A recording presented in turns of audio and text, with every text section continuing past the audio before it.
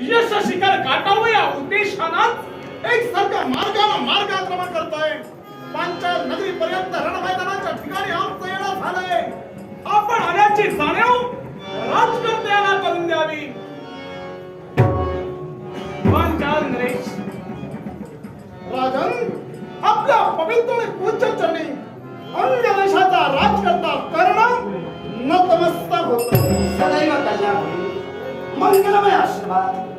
आश्चर्य वाटलं. कोण गोष्टीचं? आपली ओळखी आपण मला करून दिला. हा अंग देशाचे राजकर्ते अंगराज कर्ण बरोबर आपण आणि या पांचाल नगरीत कसे काय? याच्या माशी कारण तुम्ही स्पष्ट आहात. होईल का?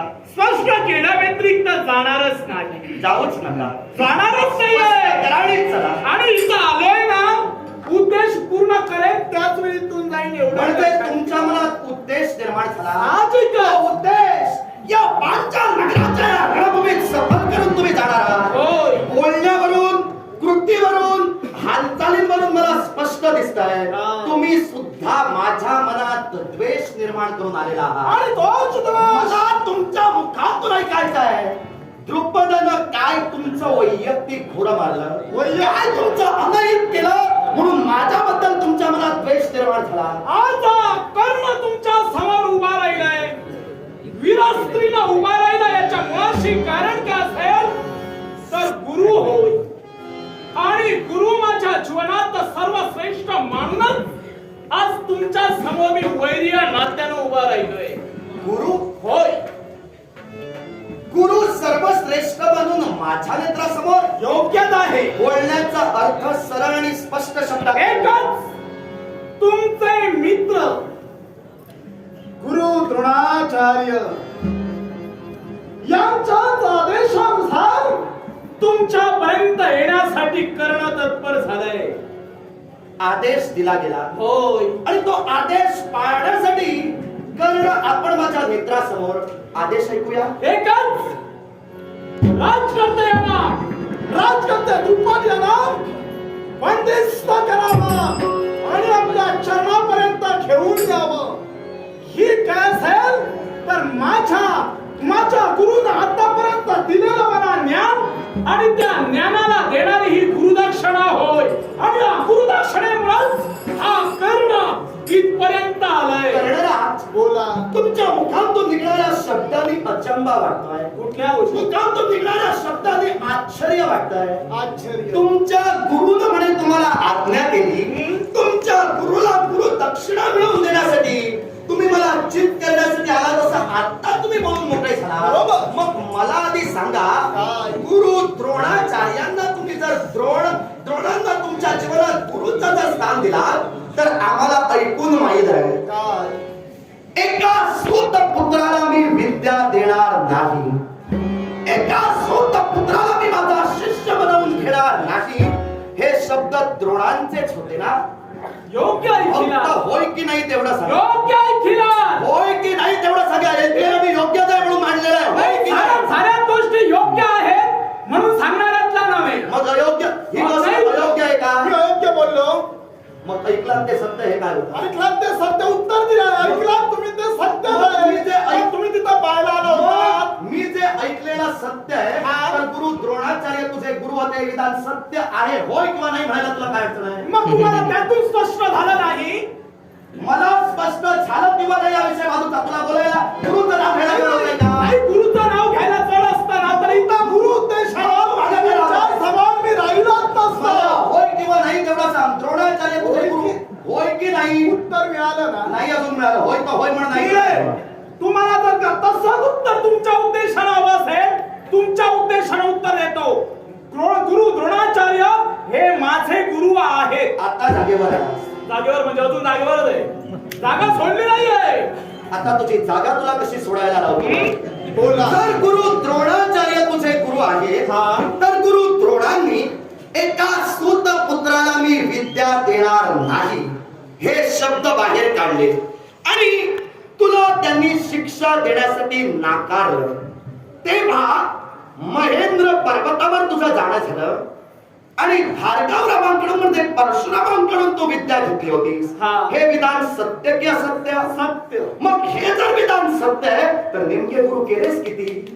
नाही आतापर्यंत नेमके गुरु कोण? अरे प्रत्येक क्षणाक्षणी माणसानं आपलं पाऊल टाकत असते वेळी गुरु करतच जावे आणि त्याच मार्गाने गुरु करत म्हणून द्रोणांना सोडून तिकडे गेलास की काय? उद्देश ऐकून घ्या. सांगा. का गेलो याच्या मूळचं कारणही मी तुम्हाला कारण मुळात तुला सांगा म्हणजे मला प्रश्न करायला नाही, नको. प्रश्न करायला घेणारच बघूया नाहीये. किती मुळापर्यंत गेलात. नाही, का गेलो हे तुम्हाला सांगतो. सांगा. मंत्रयुद्ध म्हणजे शस्त्रयुद्ध कोणत्या प्रकारे करावं याची पूर्ण कल्पना गुरु द्रोणाचार्यांनी मला देण्यासाठी तत्पर झाले. पण ज्यावेळी वेळ आली की अस्त्र कोणत्या प्रकारे सोडावं याची कल्पना देण्याची ज्यावेळी वेळ आली त्याच वेळी त्यांनी नाकारिलं. पूर्ण योद्धा होण्याची इच्छा आमची असल्या कारणास्तव त्याच क्षणी तिथून त्याग केला आणि महेंद्रगिरी पर्वतापर्यंत आमचं जाणं झालं आणि आम्ही तुम्हाला दुसरे गुरु केले तेच म्हणजे भार्गव गुरु. मग करणाराच जर द्रोणांनी तुमच्या मतानुसार तुम्हाला शस्त्रविद्या शिकवली असं तुम्ही म्हणता, हो. कारण तुम्हाला शिकवली की नाही हे पाहायला त्या आश्रमात मी तरी नव्हतो. मग मी सांगतोय ते ऐकावंच लागतं ना. मग तुम्ही सांगितलं ते मी ऐकून मान्य करू मग तुम्ही आता असं बोलू नका, मान्य करावं लागतं. मी तुम्हाला काय सूचित केलं? काय? जर शस्त्रविद्या द्रोणांनी तुम्हाला शिकवली तर हे तुमचं विधान मी मान्य करून गृहीत धरून चालतोय. गृहीत म्हणजे संशय येतोय. संशय आहे. संशय कशाचा? संशय आहे. संशय कशाचा? जर एखादा शिष्य एखाद्या गुरुकडून पूर्णत्वाचा आशीर्वाद घेण्याआधीच म्हणजे अर्धवट विद्या घेऊन गुरु दक्षिणेसाठी जर माझ्या समोर उभा राहतोय तर एकतर शिष्य तरी अर्धवट आहे नाहीतर गुरु तरी स्वार्थी आहे. माझं बोलून झालेलं नाही. तू तुझं मत जे मांडलंस ते मी स्पष्टपणे तुझं ऐकून घेतलं. आता मलाही संधी दे माझं मत बोलण्याची. बोला. विश्वाच्या पाठीवर गुरुनं प्रबोध निर्माण करायचा असतो. अर्थात निर्मळ प्रबोध करणारा गुरु या गुरुच्या चरणापाशी शिष्य आपली माथा सदैव ठेवतो. अर्थात गुरुनं शिष्याचा अंगीकार केल्यानंतर गुरुनं आपल्या अंतःकरणात संकोच बाळगायचा नसतो ज्ञानार्जन करत असताना. मग जर द्रोणांनी तुझा शिष्यत्व तुझं गुरुत्व स्वीकारलं होतं, तू त्यांचा शिष्य आणि ते तुमचे गुरु हे नातं जर तुमचं होतं तर प्रश्न माझ्या मनात असा निर्माण होतोय त्यांनी तुला विद्या देण्याचं अर्ध्यावरती का नाकारलं? आणि जर नाकारलं तर अर्ध्यावरून विद्या जर तू भार्गव परशुरामांकडून जर घेतलीस तर गुरु दक्षिणेसाठी तू पुढे येणं हा तुझा मूर्खपणा आहे. तेव्हा सुखासुखी मरण्यापेक्षा तू हळूहळू मागे जा. तुम्ही सहज बोलून गेलात. प्रबोधन निर्मळ न करियैसा गुरु कशाला, गुरुपदी निष्ठा न धरियैसा शिष्य कशाला. कारण माझ्या गुरुनं आतापर्यंत जे मला ज्ञान दिलंय ना ते पूर्णपणे प्रबोधनच माझ्या जीवनात केलंय. आणि ते पूर्णतःरित्या ज्या शस्त्रविद्येत मी पूर्णतः पारंगत झालो आणि त्या शस्त्रविद्येत जो पारंगत झालो आणि ते ज्ञान मी मिळविलं त्या ज्ञानाला गुरुदक्षिणा द्यावी या सद्भावनेने आज जर का शिष्य रणमैदानी उभा राहिला काय चुकलं? म्हणजे अर्धवट ज्ञान देऊन तुला सोडलं, त्या अर्धवट ज्ञानाची गुरुदक्षिणा मिळवून देण्यासाठी जर तू इथपर्यंत मला सांग, एवढ्या ज्ञानावर जर तुझा विश्वास आहे तेवढ्या अर्धवट ज्ञानावर जर तुझा आत्मविश्वास आहे तर मग महेंद्र पर्वतावर परशुरामांचे चरण काय फक्त धुवायला गेला होता? मी तुला सांगतोय राजा, मी तुम्हाला सांगतोय काय चरण धुवायला गेलो होतो. ऐकून घ्या, चरण धुवायला गेलो होतो. तुला दुसरा गुरु करावा लागला तिथं या गुरुच्या गुरुदक्षिणेसाठी तू पुढे येणं हे विधानाने मला मान्य नाही. त्या गुरुदेव दुसरी गोष्ट भार्गव परशुरामांनी तुला विद्या दिली, पण विद्या ही कोणत्या स्वरूपात दिली होती तर तू ब्राह्मण स्वरूपात तिथं गेला होतास. मग मला सांग, आपलं खरं स्वरूप लपवून ब्राह्मण वेशात भार्गव परशुरामांची फसवणूक करून जी विद्या तू घेतलीस ही विद्या तुझ्या कामी येणार नाही हा माझा थेट वक्तव्याचा मुद्दा तुझ्या समोर उपस्थित करतोय. याच्या मुळाशी कारण आहे. कारण ज्यावेळी सहस्त्रार्जुनांनी भार्गव परशुरामांची माता म्हणजे रेणुका या मातेवर 21 वार केले. त्यावेळी भार्गव परशुरामांनी खऱ्या अर्थाने शपथ घेतली, क्षत्रियांची अवकात या विश्वात मी जिवंत ठेवणार नाही, म्हणून त्यांनी पृथ्वी 21 वेळा क्षत्रिय केली. तेव्हा या विश्वातील क्षत्रियांची जात त्यांनी मारली. त्यानंतर खऱ्या अर्थाने क्षत्रिय जन्माला आले, हा भाग त्यानंतरचा. पण त्यावेळी त्यांनी पण केला होता, त्यांनी प्रतिज्ञा केली होती की ब्राह्मणात वाचून मी कुणालाही विद्या देणार नाही. आणि म्हणूनच ब्राह्मण वेश तू घेतलास आणि ती विद्या कपटानं त्यांच्याकडून तू मिळवलीस.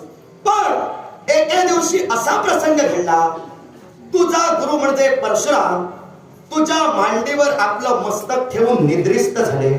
त्यामुळे एक भुंगा खऱ्या अर्थानं तुझ्या गुरुच्या पायाचा चावा घेण्यासाठी तिथपर्यंत येत होता. तेव्हा आपल्या गुरुला अपाय होऊ नये, आपल्या गुरुला पीडा होऊ नये म्हणून त्या भुंग्याला तुझ्या हातात धरलंस.